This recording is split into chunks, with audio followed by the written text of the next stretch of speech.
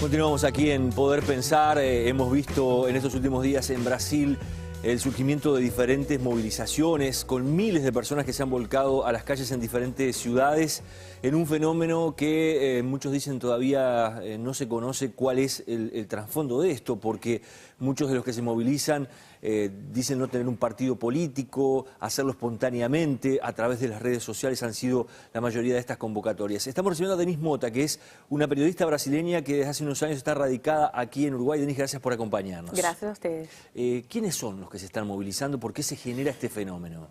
Sí, José, esa es la gran incógnita en realidad, ¿no? Porque si bien las protestas son bastante claras, los objetivos, los motivos, las razones, los impulsos son múltiples, ¿no? Todo empezó, haciendo un repaso rápido, con un movimiento llamado Pase Libre, como boleto libre en São Paulo. O sea, no quiere decir que no había insatisfacción en los otros lados, pero como que va apareciendo que ese movimiento inicial fue como un gatillo para que empezara a eclodir insatisfacciones en distintos puntos del país y que son comunes porque, por ejemplo, educación, salud, seguridad son planteos muy antiguos de toda la población y me parece que ahora lo que hubo fue un catalizador, ¿no? Es gente joven, en general un catalizador que eclodió en São Paulo y por la repercusión que tuvo y también por la represión muy violenta, creo que ahí fue como que se expandió por todo el país como una llamarada, digamos, ¿no? ¿Realmente no hay, Denise, esa puede ser una de las preguntas que nos hacemos todos, por ejemplo, desde aquí, desde otros países, o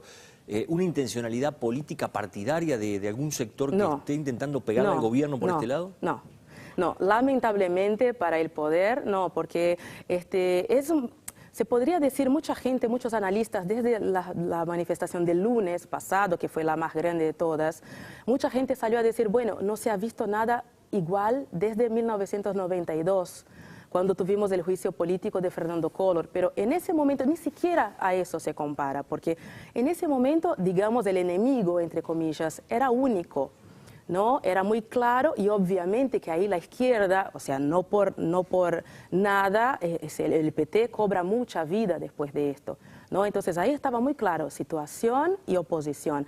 En ese momento lo que estamos viviendo, y por eso creo que sorprende tanto a todos los partidos, es que, bueno, tenemos un gobierno de izquierda, el PT está hace 10 años en el poder, São Paulo, de nuevo, que fue el gran punto del inicio de todo eso, tiene un intendente del PT, no solo un intendente del PT, sino un elegido directo de Lula, porque fue ministro de Educación del gobierno Lula y Dilma, o sea, no es ni siquiera una disidencia del PT, es del PT céntrico, y bueno, el gobierno de São Paulo es del PSDB, que es la oposición del PT, y en Río, por ejemplo, que es otra ciudad importantísima, en donde también hay protestas, el gobierno es del PMDB, que es la base de la coalición, pero tampoco es de izquierda.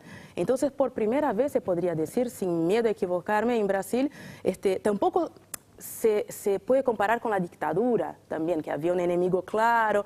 Entonces, por primera vez es un movimiento muy pulverizado, como muy difícil de aprender, ¿no? Hay muchos liderazgos y eso está siendo un problema en realidad, porque si bien hay una mayoría pacífica, ¿no? Que está muy bien, después hay pequeños grupos que están empezando a imponer mucha tensión. Por lo general se termina la manifestación pacífica y después aparece la violencia desatada.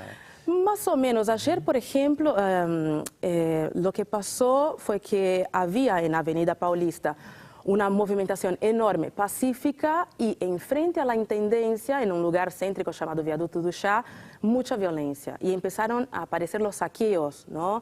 Y hoy de mañana yo leía, por ejemplo, con preocupación, que el gobierno del Estado va a empezar a poner la tropa de choque. Entonces, es como que o la situación, diría yo, ¿no? Osadamente capaz, o la situación empieza a solucionarse pronto, o puede empezar a derivar en subproductos no deseados para nadie, ¿no? Como puede ser la violencia, robo, la criminalidad, porque es tan difícil de comprender lo que está pasando, que mucha gente se está aprovechando de esto también, de ese periodo de confusión. Denise, se ha podido ver, por ejemplo, en YouTube, si uno busca rápidamente, aparecen videos muy bien elaborados, muy bien armados, con un discurso que uno podría decir, de repente, como decíamos hoy, bueno, no hay un móvil político, pero sí parece como haber una estructura allí donde se sale a criticar directamente la inversión que se ha hecho para el Mundial del año que viene, para los Juegos Olímpicos, incluso para esta propia Copa de las Confederaciones que se está jugando. Sí. ¿Lo has visto? Sí, yo he visto... Otro fenómeno, yo diría que es la cosa de las redes sociales, ¿no? Naturalmente, el liderazgo, el movimiento Pase Libre es de gente muy bien articulada, que si bien no es política, o sea, no hace política partidaria, obviamente tiene su elección, y hay gente que se maneja muy bien también las imágenes. O sea, hoy en día no es muy difícil hacer un video más o menos bien y ponerlo en las redes. Y aunque puede ser que haya algún partido, ninguno está sacando rédito. Incluso Marina Silva, ¿no?, que fue la gran sorpresa de la última elección y que ahora está sin partido, ni siquiera ella se ha alzado como para tratar de capitalizar esto, porque puede acabar cayendo, digamos, en la falda de uno, claro, ¿no?, para decir de alguna manera, porque la crítica es generalizada, ¿no? ¿Cómo ves ese descontento que surge hacia estos mega eventos deportivos como puede ser el Mundial, los Juegos Olímpicos? Hay críticas muy fuertes a la inversión y, por otro lado, a la falta de recursos para otras áreas sensibles como la salud, la educación. Sí, hay una cosa que es el momento que estamos viviendo, ¿no? Creo que no por azar estas manifestaciones explotan 3 días antes de la Copa de las Confederaciones, ¿no? Por ejemplo, Brasil va a jugar en unas horas y ya hay movimentaciones enfrente al estadio de Fortaleza. Entonces, eso sí está pensado por estos múltiples grupos que se están articulando. La idea es también que la movimentación gane repercusión internacional. Yo no creo que es azaroso que esto esté pasando en este momento. Ahora, los planteos son muy antiguos. El tema del boleto del transporte público es un clásico.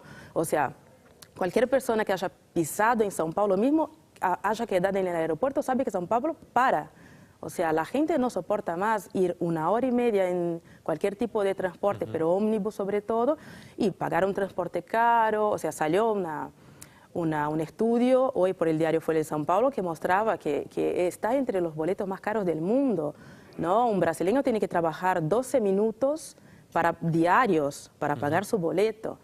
Entonces, ese es un factor, ¿no? Después lo que me preguntabas de las inversiones, la Copa de 2014, por ejemplo, ya va en 28.000 millones los gastos, 28.000 millones. Es demasiado. O sea, si uno compara también con gastos en Sudáfrica y en otros países, aunque haya habido excesos que son casi normales, esperados, no fue de esa monta, ¿no? Hay obviamente un descontrol del dinero público. Estamos todavía en una especie de resaca del mensalón, ¿no? O sea, la población viene ruminando, para decir de alguna manera, esa insatisfacción. No explotó con el mensalón, creo que por suerte, porque Dilma como que supo mantenerse ahí y quedó todo en el pasado, ¿no? Yo no tengo nada que ver. Pero esa olla a presión seguía cobrando temperatura. ¿Cómo ves justamente a la presidenta? En estas horas ha salido haciendo un discurso, supongo yo que muy pensado desde el punto de vista político, de no enfrentar a quienes se están manifestando, sino decir, entendemos que estos reclamos, se trata de un pueblo democrático, existen esas posibilidades, de alguna forma se pone a un costado y no enfrentando directamente los planteos. Sí, es la táctica de Dilma desde siempre, ¿no? Con el mensalón pasó lo mismo, o sea, ella lo que hizo fue demitir ministros. Hoy no puede demitir, no puede demitir su propio intendente. No puede demitir su propio gobierno. Ella es poder, ella es gobierno.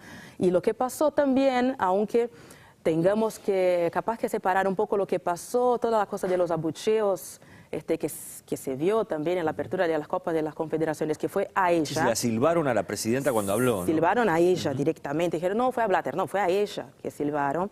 Esa es una cosa, ¿no? O sea, la gente que estaba ahí adentro no es necesariamente el público de las manifestaciones, pero manifestaron su malestar. Dilma es parte de esto. Lo que está pasando en las calles también le cobra responsabilidad a ella, porque si bien la Copa es de FIFA, no sé qué, Brasil lo permitió. Si bien la Copa ya ha sido orquestada por Lula, porque es un producto de Lula, bueno, Dilma era su ministra jefa de la Casa Civil en este momento, es parte del gobierno desde siempre. Entonces creo que lo que Dilma hace es, de nuevo, su estrategia de tratar de despegarse, ¿no? Y de quedar al lado de los que están protestando pacíficamente, tipo, yo estoy con ustedes y voy a hacer lo mejor que puedo. Denise, nos quedan unos minutitos nomás. ¿Cómo sigue toda esta historia? Hemos escuchado por allí que algunas ciudades han comenzado a bajar el boleto, que fue uno de los primeros motivos que generaron estos movimientos, ¿no? Sí.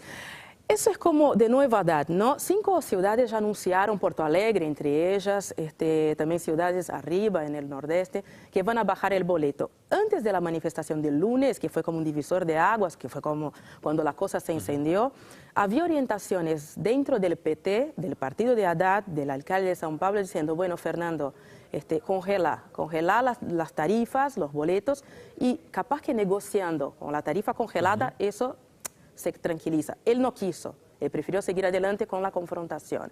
Ahora la evaluación es que es muy tarde para dar una vuelta atrás. O sea, ahora es la verdad, no sabemos qué puede pasar. Capaz que si el movimiento empieza a caer en otras ciudades, São Paulo puede ser que siga, no es lo común, ¿no? En realidad São Paulo casi siempre impulsiona movidas, ¿no? No se muere después de las movidas ajenas.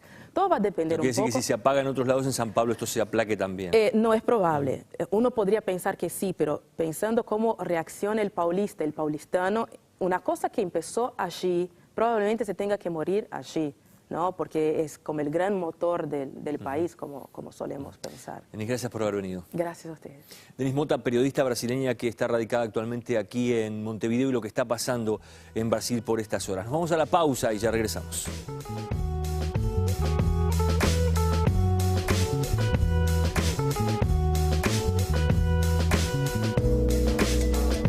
A las calles en diferentes ciudades en un fenómeno que muchos dicen todavía no se conoce cuál es el trasfondo de esto, porque muchos de los que se movilizan dicen no tener un partido político, hacerlo espontáneamente, a través de las redes sociales han sido la mayoría de estas convocatorias.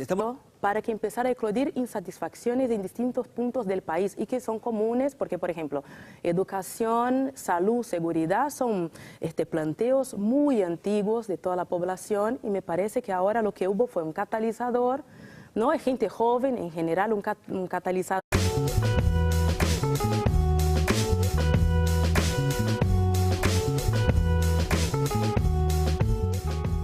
Continuamos aquí en Poder Pensar. Hemos visto en estos últimos días en Brasil el surgimiento de diferentes movilizaciones con miles de personas que se han volcado. Recibiendo a Denise Mota, que es una periodista brasileña que desde hace unos años está radicada aquí en Uruguay. Denise, gracias por acompañarnos. Gracias a ustedes.